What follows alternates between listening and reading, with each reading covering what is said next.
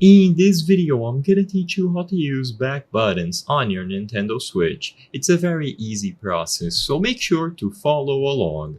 Using back buttons on your Nintendo Switch is possible, however, you are going to need different controllers. Here is an example of a controller that has back buttons, or paddles as people like to call them, from PowerA.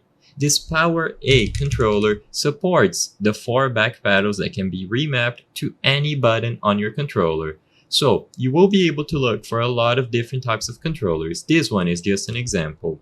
This one is the Power A Fusion Pro Nintendo Switch Game Pad. And like I said, there are other controllers from different manufacturers such as this one on the market. You simply have to use a controller that has these back buttons available. For most of these controllers, what you have to do is press and hold a specific program button for 2 or 3 seconds, which is usually located at the back of the controller. When you press and hold down this program button, there will be an LED indicator flashing telling you that the controller is in assign mode.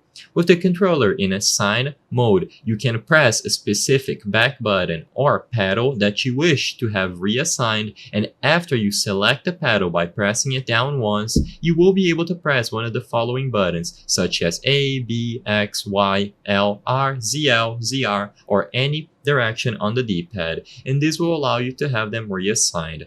The program LED should stop flashing as soon as you select the button and the back paddle or button that you wish to have changed. You can repeat this process for every single button on your controller, and like I said, if you have a different model of controller that supports back buttons, you will have to look for specific instructions on how to do it for your model. In this video, I covered the Power A Fusion controller, however, this might differ for you, so make sure that you do your own research if your model is not the Power A and if it doesn't include a specific program assign button at the back.